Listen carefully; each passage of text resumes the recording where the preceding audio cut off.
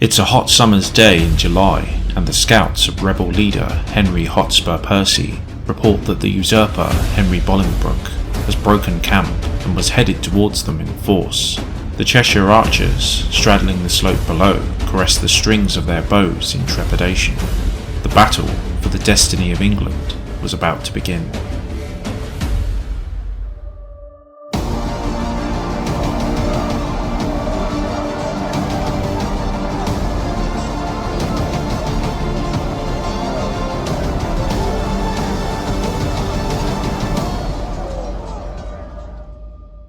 The year is 1403, 4 years into the controversial reign of King Henry IV.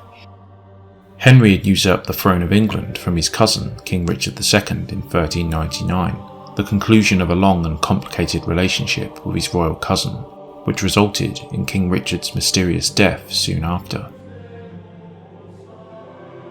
Henry had been personally involved in the Lords Appellant Rebellion that curbed Richard's power in 1387. However, Richard did not immediately act against his cousin, even elevating Henry from Earl of Derby to Duke of Hereford in 1397. Henry, in stark contrast to the untravelled and militarily inept Richard, was a hardened warrior, accomplished in the joust and famous as a crusader. Henry had participated in the Northern Crusades in the early 1390s and even made a pilgrimage to the holy city of Jerusalem itself between 1392 to 93. Henry had been exiled for a decade by Richard in 1398 due to his dispute with Thomas de Mowbray, Duke of Norfolk, whom he accused of treason. As Mowbray had denied Henry's claim, the two men agreed to fight it out in a duel before the king himself. However, before Henry could engage his challenger, Richard halted the fight and ended up exiling both men, Mowbray for life and Henry for a decade. Matters came to a head in February 1399 with the death of Henry's powerful father, John of Gaunt, who was the Duke of Lancaster. Henry had been assured that, even in his exile, he would succeed to his father's title and lands upon his death. Richard, however, eventually denied Henry his inheritance before foolishly leaving his kingdom to campaign in Ireland. Henry seized this golden opportunity and swept into England with wide and popular support. Crucial among those supporters were the powerful Percy family. It had been the Percy's support at Doncaster in 1399 that had boosted Henry's support and allowed him to seize power in the first place. Henry Percy, the Earl of Northumberland, had even personally arrested Richard on his return from Ireland to confront Henry, and played a major role in the early councils of King Henry, along with his son, another Henry, just to confuse matters, more popularly known as Hotspur. The family also played their part in maintaining control in northern Wales against the machinations of the self-proclaimed Prince of Wales, Owen Glendower. Thomas Percy, Earl of Worcester, was closer still.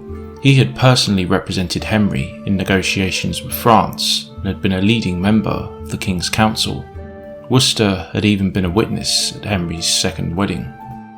Throw into this mix the man who would become the victor of Agincourt, back then the heir to the throne, Henry of Monmouth.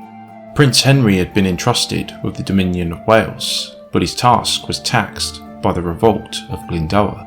Glendower's actions tapped into a deeper, pre-existing anti-English sentiment, which garnered huge native support. The key moment when all these actors converged to pose an existential threat to both King and Prince Henry's regime was when Edmund Mortimer effectively sided with the Welsh leader by marrying one of his daughters and announcing his defection in December of 1402. Mortimer's capture by Glendower's forces in July of that year provided him with a boost to his efforts for a free Wales, and with Mortimer's withdrawal of allegiance and marriage, both Glendower and the Percys had a convenient figure around which to raise the banners of rebellion, giving Mortimer's nephew, another Edmund Mortimer, the Earl of March, had been King Richard's heir presumptive and had a greater claim to the throne than King Henry himself. In addition to the warming relations between the Percys and Glendower generally, Hotspur's relationship with King Henry hit an all-time low by the close of 1402.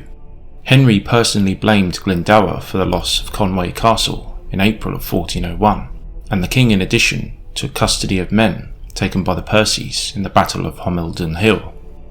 According to the Brutes, the breaking point came when Hotspur personally went to see the king to demand financial aid for his defence of Wales. However, King Henry had nothing to give, which resulted in a heated exchange in which Henry punched Hotspur in the face.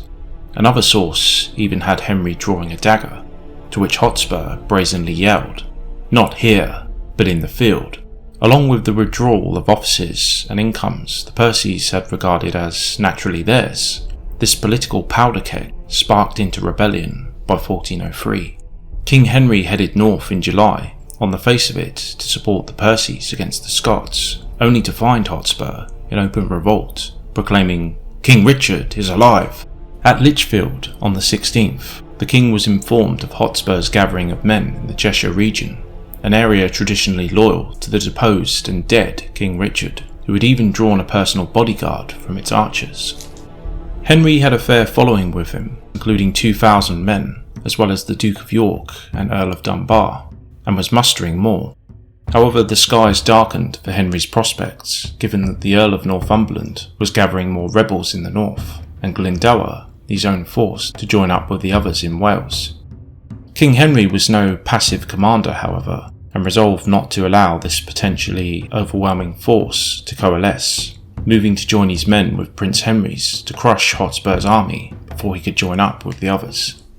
Hotspur headed for the town of Shrewsbury, which Prince Henry held and which he needed to take to join up with Glendower.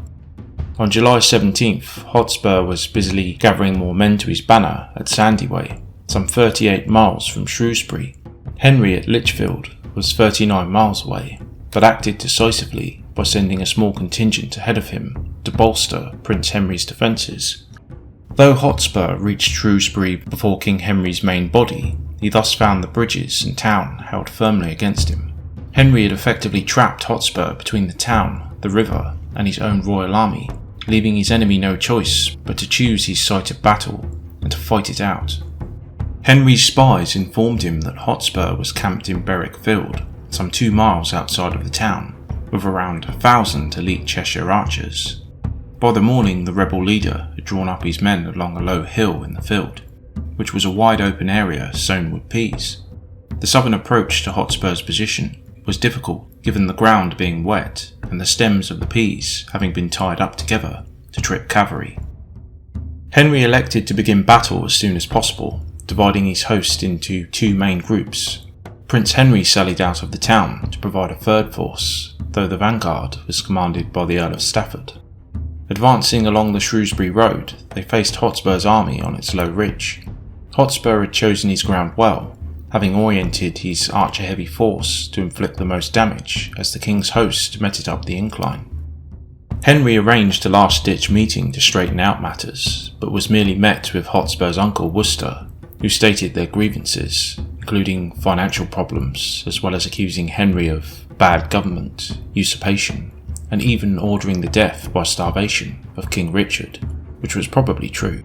Henry ultimately urged Worcester and his nephew to put themselves on his grace, with Worcester retorting that, "I do not trust your grace." Henry then bluntly replied that, "Then on you lies the responsibility for the blood that will be shed this day." Stafford's vanguard thusly advanced up the gentle slope and suffered the terrifying barrage of the Cheshire archers, who stood immobile, entrenched and protected by shields. The sky was said to have blackened with the loosing of the arrows, with Thomas Walsingham describing the king's men falling as fast as leaves in autumn. Despite the destructive first minutes of the archers' onslaught, the Cheshire men simply began to run out of arrows, allowing Stafford's shredded lines to engage directly with them. At this point, Stafford was killed as the Earl of Douglas led a counter-attack that drove the bloodied royal vanguard back down the slope. Stafford's charge had failed to break the enemy formation, but had done much to sap their strength. Around 4,000 men now fled, with the Cheshire men pursuing them down the slope, while ripping out arrows of the dead and dying and loosing them back into the king's ranks. King Henry remained composed, however, simply ordering the main body onward to meet the enemy at the foot of the slope. Meanwhile, the king had ordered Prince Henry to attack Hotspur on the flank. As with many other civil conflicts, the fighting was hard and bitter, with Hotspur's men encouraged by the early appearance of victory. This ferocious melee was perhaps partly fueled by the presence of King Henry himself, who fought in the thickest of the fighting. One well-placed arrow, as was so famously illustrated in Duke William's victory at Hastings some 337 years earlier, could sway the tide of battle, as it was obvious that if either leader could be killed, then victory could be assured. Many Cheshire archers who still had arrows may have taken their chances at the king, yet it was another royal target that was actually downed. Fighting on the flank, Prince Henry, who had raised his visor, had taken an arrow to the face, near his nose, penetrating his skull just below his left eye. Remarkably, the prince refused to leave the field, worrying that the effect on morale could be devastating, and fought on. As the fighting raged on, it became more and more apparent to Hotspur that his men were wavering. In response, he resolved to gamble everything on one final, devastating charge, aimed at killing the king himself. Gathering 30 or so supporters, including the Earl of Douglas and his uncle the Earl of Worcester, the rebels made one last epic charge, aimed at striking off the head of the snake. Yet even as they smashed deep into the royal ranks, even managing to kill the king's royal standard bearer, the Earl of Dunbar, seeing what was happening, urged the king to pull back, forcing Hotspur and his group to wade deeper into danger. Eventually the infantry broke the legs of the horses with their axes and slew Hotspur's contingent. Even now though, events hung on a thread. Even still, as royal soldiers pulled Hotspur himself from his horse to cut him to pieces. As many had witnessed the death of the king's standard bearer, who also wore the king's spare royal armour, and shouts went up that the king was dead, and others even presumptuously shouting, "Harry Percy King!" Henry, having heard this and perhaps fearing a chain reaction of flight in his own ranks, angrily roared back, "Harry Percy is dead!" With their leader slain and both Douglas and Worcester taken captive, the rebel army collapsed and mostly fled, with those who could not grimly awaiting the daggers of the king's men to cut their throats where they lay. The Battle of Shrewsbury thus proved decisive during the reign of King Henry IV. For contemporaries, and certainly both Henry and his son, God had spoken. By acting to cut off Hotspur and destroy him, the king had prevented a far more dangerous coalition from forming that may have seen him dead, the Lancastrian regime removed, and the whole landscape of Britain potentially changed. With a child on the throne in Edmund Mortimer, a free Wales, and a north wholly dominated and effectively independent under the Percys. Henry would face more plots and rebellions to his position, but nevertheless die off the battlefield in 1413, passing his crown on to his more illustrious son, Henry V, glorified as the victor of Agincourt.